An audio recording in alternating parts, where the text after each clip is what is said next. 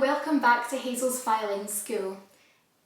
In this video I'm going to be telling you all about violin care and maintenance, so please stay tuned and let's get on with the video. So this is actually going to be quite a short video. There isn't too much you really need to know about violin care and maintenance, so I'm just going to talk you through the basics.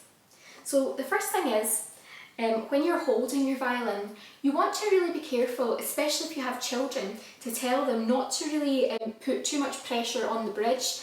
If they're standing and they're in their lesson and they're not playing, the best place to put it is under the arm. Okay, this keeps it nice and safe, nice and secure. You don't want to squeeze with this arm at all, you just want to sit it loosely. If the child is sitting down, or if you are sitting down, you can just quite easily sit it here on your knee and it's really quite safe. I'm sitting here, I've got my bow just sitting on my lap and it's perfectly fine here. Or I could just hold it like this. Now with the bow, you've got the horsehair on the bow. Okay, now I will go through the different parts of the violin and the bow in a different video, but for now all you need to know is that this is the horsehair and we generally don't touch it, okay?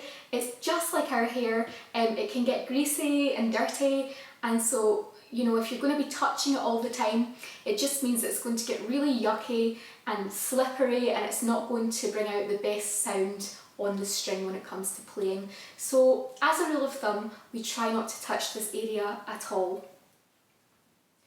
Okay, so when it comes to playing on your violin with the bow, what you want to do when you take it out of the case is you want to tighten the bow. Now we don't want to tighten it too much, so we want to tighten it so that there's still a curve in the shape of the bow. There's still a curve in the wood.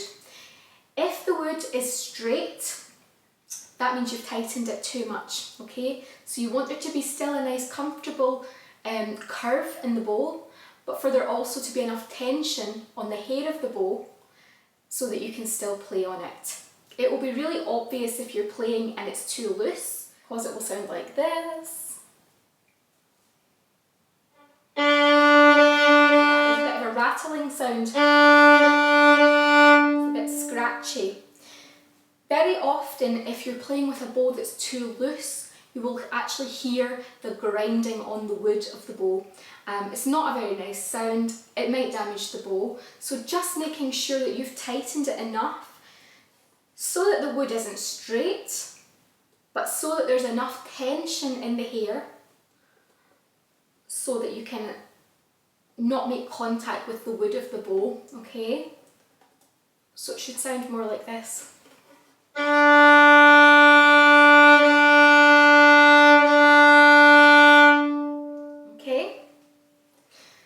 So then, when you're finished with your bow and you're putting it away, you want to loosen the hair again. So again, not too loose, just enough so that it takes the tension out of the hair and out of the wood, okay? So that it's just sitting nice and comfortably. Okay, so again, not too tight, not too loose.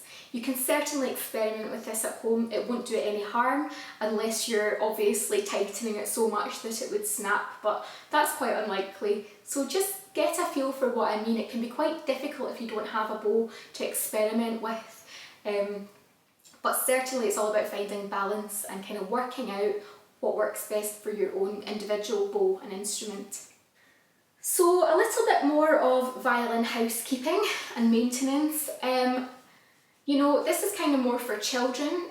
Obviously it helps you adults to know this as well, but you know, certainly we try to avoid twisting the tuning pegs as much as possible.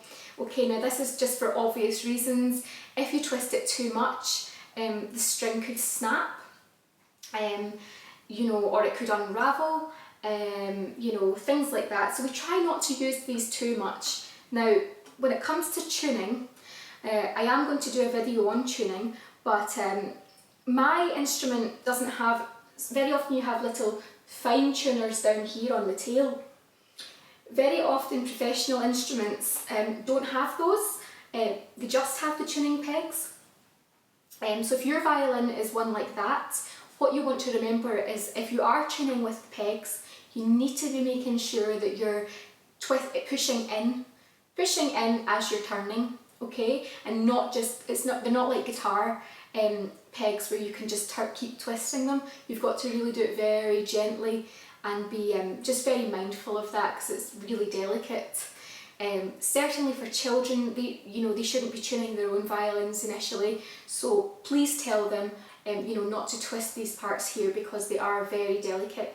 Another piece of advice is, and again this is more for children, is just to kind of make sure, I know it can be hard for children, when they're excited and they want to learn.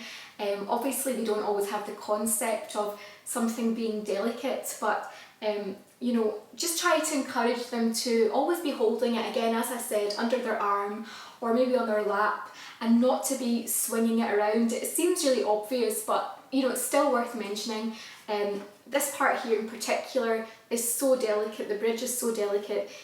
Within these holes you've got the sound post, and yeah, it's just a recipe for chaos if anything really happens to this area. So this is like the little delicate part of the violin really. So just make sure children are really aware of that.